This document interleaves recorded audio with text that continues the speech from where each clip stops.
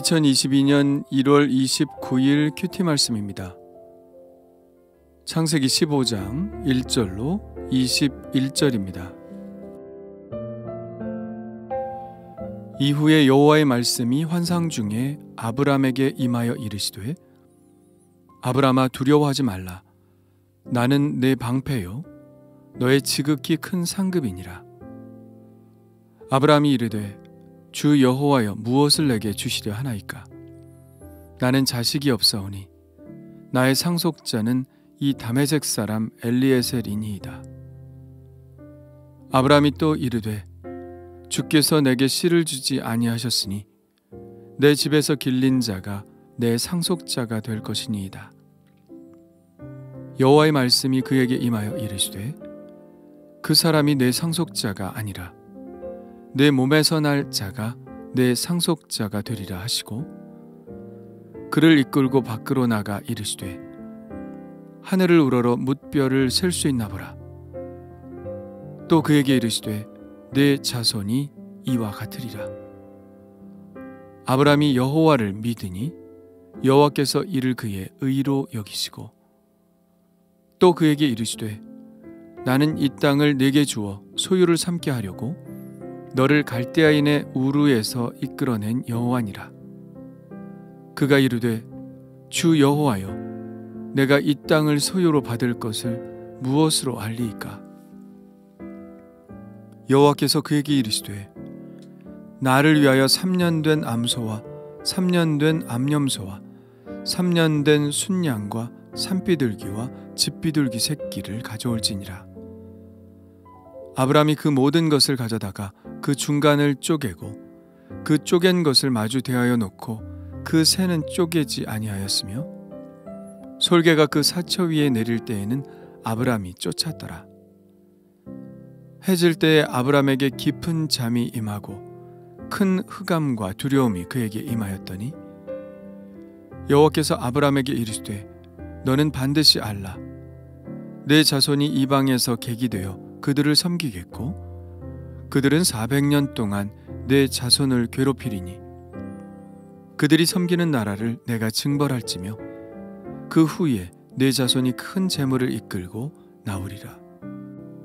너는 장수하다가 평안히 조상에게로 돌아가 장사될 것이요 내 자손은 4대 만에 이 땅에 돌아오리니 이는 아모리 족속의 죄악이 아직 가득 차지 아니함이니라 하시더니 해가 져서 어두울 때에 연기나는 화로가 보이며 타는 횃불이 쪼갠 고기 사이로 지나더라. 그날에 여호와께서 아브람과 더불어 언약을 세워 이르시되 내가 이 땅을 애굽 땅에서부터 그 큰 강 유브라데까지 내 자손에게 주느니 곧 겐 족속과 그니스 족속과 간몬 족속과 헷 족속과 브리스 족속과 르바 족속과 아모리 족속과 가나안 족속과 기르가스 족속과 여부스 족속의 땅이니라 하셨더라. 아멘. 하나님의 말씀이 환상 중에 임하십니다. 아브람아 두려워하지 말라. 나는 내 방패요 너의 지극히 큰 상급이니라. 나는 너의 큰 상급이라는 말에 아브라함은 하나님께 묻죠. 주 여호와여 무엇을 내게 주시려 하나이까? 나는 자식이 없사오니 나의 상속자는 이 다메섹 사람 엘리에셀이니이다. 주께서 내게 씨를 주지 아니하셨으니 내 집에서 길린 자가 내 상속자가 될 것이니이다. 이 아브라함의 말에는 두 가지의 감정이 느껴지네요. 하나는 체념입니다. 제게 자식이 없는데 무슨 상급을 주시겠다는 겁니까? 라는 마음이죠. 그러나 한편 그의 소망이 담겨 있기도 합니다. 아브라함의 가장 큰 바람이 이 말에서 드러나고 있죠. 바로 자식이 그의 가장 큰 상급일 수 있다는 말입니다. 그러나 아브라함은 감히 그 기도를 하지 못하죠. 왜냐하면 그의 몸의 한계를 분명히 알기 때문입니다. 그러나 하나님은 그런 아브라함의 믿음에 도전을 주십니다. 그 사람이 내 상속자가 아니라 내 몸에서 날 자가 내 상속자가 되리라. 하나님은 엘리에셀이 아니라 아브라함의 몸에서 나오는 자식이 아브라함의 상속자가 될 것이라는 사실을 분명히 하십니다. 그러시고는 아브라함을 장막 밖으로 이끌고 나가셔서 밤하늘의 별을 바라보게 하시고 이렇게 말씀하십니다. 하늘을 우러러 뭇별을 셀 수 있나 보라. 또 그에게 이르시되 내 자손이 이와 같으리라. 지금은 한 명의 자녀도 없지만, 그래서 하나님의 말씀이 황당하게 들릴지 모르지만 본래 믿음이라는 것이 그런 것이라는 듯 하나님은 아브라함에게 그 아들로 인해 수많은 별들처럼 셀 수 없는 많은 자손들이 생겨날 것이라고 말씀하십니다. 그러자 아브라함이 그 믿음의 도전에 반응을 보이죠.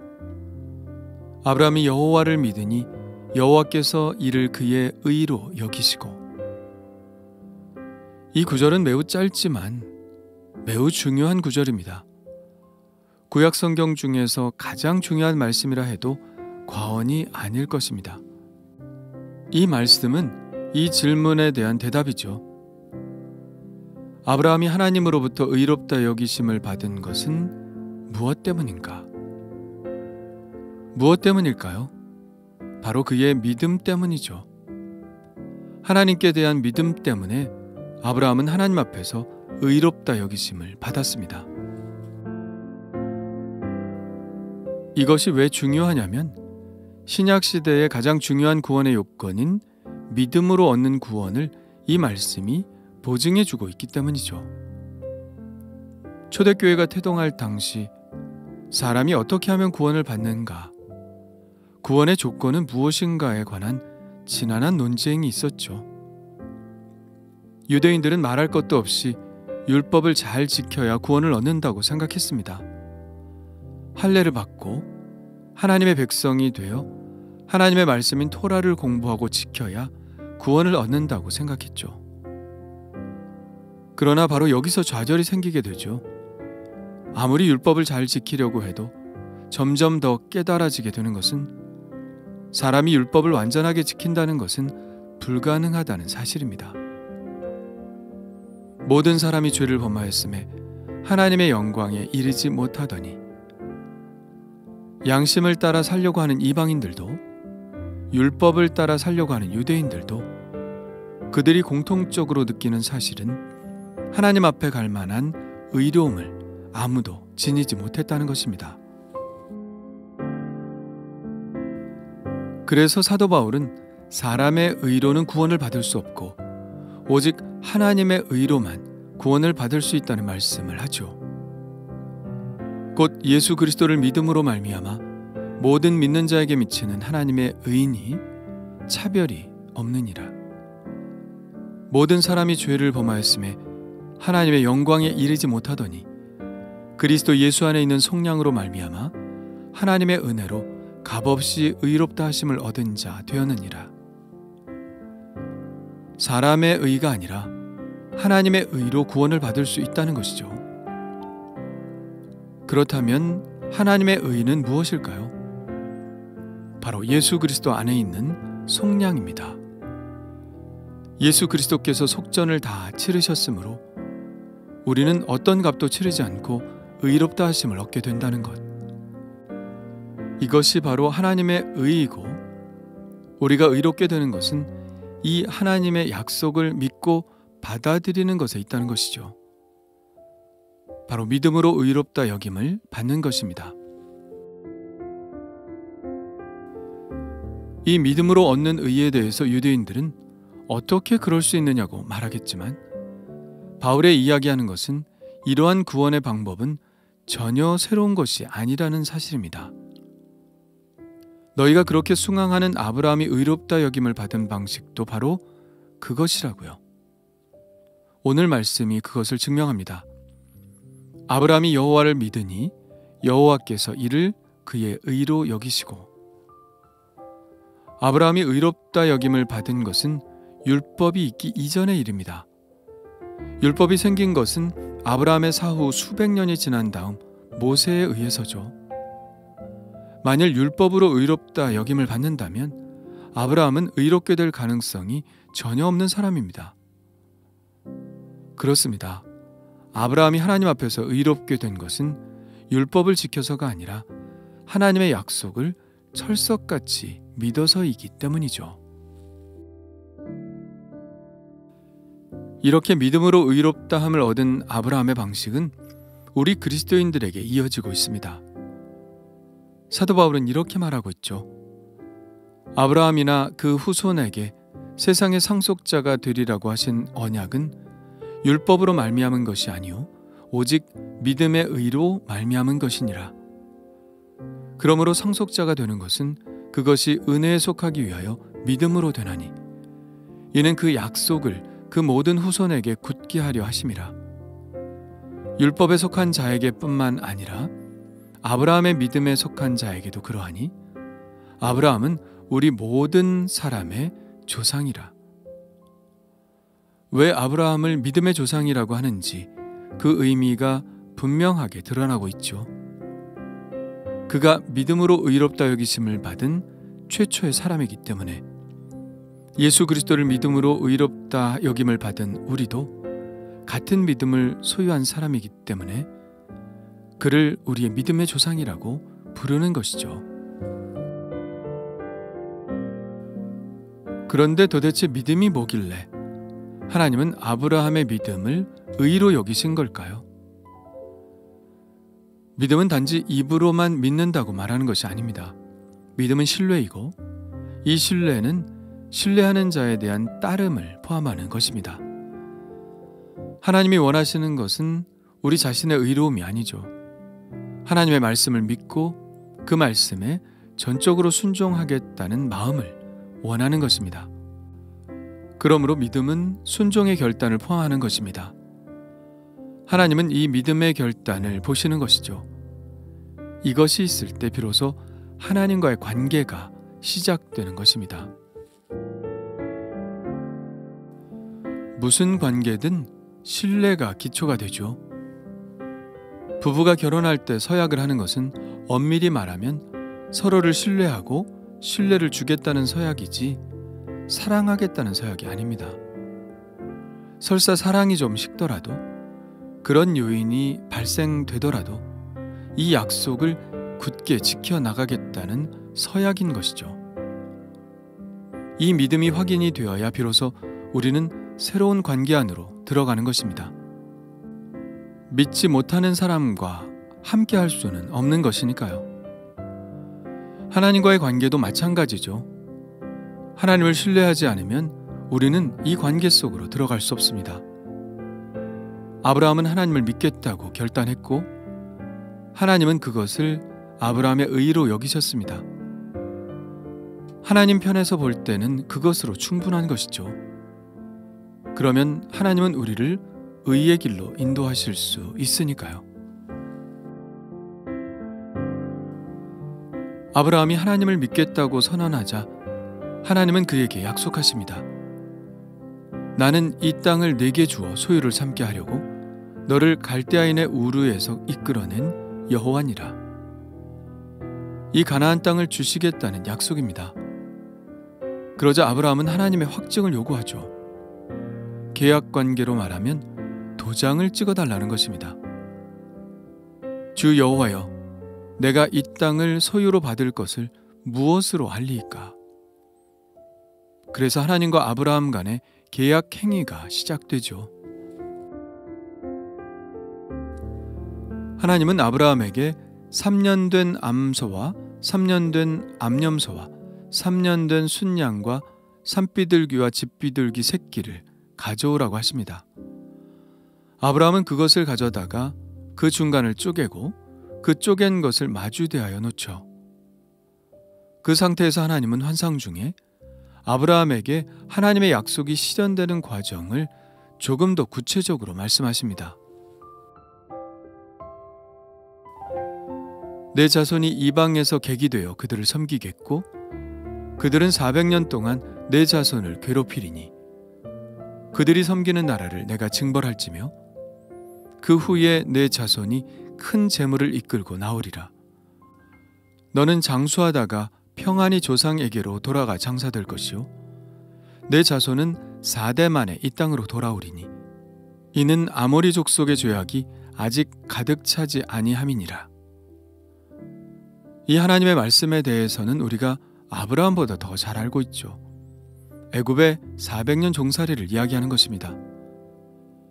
그리고 그들이 가나안 땅을 차지하게 될 때 그것은 아모리 족속들에 대한 심판의 성격을 가지게 될 것이라는 말씀도 하시는 것이죠. 그 말씀을 하시고 나서 해가 져서 어두울 때에 아브라함의 눈앞에 연기나는 화로가 보이면서 타는 횃불이 쪼갠 고기 사이로 지나갔습니다. 하나님이 도장을 찍으신 것이죠. 고대에는 서로 중요한 약속을 할 때 이처럼 짐승을 반으로 쪼개놓고 그 사이로 지나갔습니다. 그 의미는 좀 무시무시한데요. 만일 누구 하나가 이 약속을 어길 때에는 이 짐승의 신세처럼 몸이 반으로 쪼개지는 일이 있을 것이라는 의미입니다. 그러므로 이것은 죽음으로 한 맹세, 다시 말하면 생명을 걸고 하는 맹세인 것이죠. 하나님은 당신의 임재의 표시인 불로 이 쪼개놓은 짐승 사이를 지나가심으로 이 약속을 맺으십니다. 아브라함이 하나님을 신뢰하는 그 마음을 받으시고 하나님 자신도 이 약속을 틀림없이 당신의 명예를 걸고 지키시겠다고 약속하신 것입니다. 이 쪼갠 짐승을 볼 때 생각나는 것이 있지 않나요? 예수님이 십자가에 달려 돌아가실 때 위에서 아래로 찢어진 휘장이 생각나지 않나요? 히브리서는 이렇게 말씀하고 있습니다. 그러므로 형제들아, 우리가 예수의 피를 힘입어 성소에 들어갈 담력을 얻었나니 그 길은 우리를 위하여 휘장 가운데로 열어놓으신 새로운 살 길이요 휘장은 곧 그의 육체니라. 찢겨진 휘장이 바로 예수님의 육체라고 말씀하고 있습니다. 예수님은 자신의 몸이 찢겨지심으로 우리와 언약을 맺으신 것이죠. 어떤 언약인가요? 바로 아브라함이 하나님과 맺었던 언약이죠. 믿음으로 의롭다 하심을 얻는다는 그 약속. 그렇게 믿음으로 의롭다 여기심을 얻은 모든 육체는 하나님의 나라를 상속하는 상속자가 될 것이라는 그 약속이죠. 그래서 우리는 이 약속이 확실하다는 것을 압니다. 하나님이 당신의 생명을 주시면서까지 하신 약속이기 때문이죠. 나의 믿음은 어떤가요? 하나님을 정말 철석같이 믿고 있나요? 아니면 그저 입으로 믿는다고 말하는 것으로 충분하다고 생각하나요? 주님은 자신의 몸을 쪼개시면서까지 나에게 신실하셨는데 나는 과연 주님께 신실한가요? 주님 감사합니다. 믿음으로 의롭다 하신 주님을 찬양합니다. 주님께서 저를 구원하셨음을 믿습니다. 이 믿음에서 한치도 물러나지 않게 하여 주옵소서. 주님을 신뢰하며 나아갈 때 저를 영원한 천국, 영적 가나안으로 인도하시고 저의 후손들의 삶도 보호하시옵소서. 나의 방패요 나의 상급이신 하나님, 이 세상 살아갈 때에 모든 악한 시험으로부터 막아주시고 하나님 나라의 자랑스러운 상속자가 되게 하여 주옵소서. 예수님의 이름으로 기도합니다. 아멘.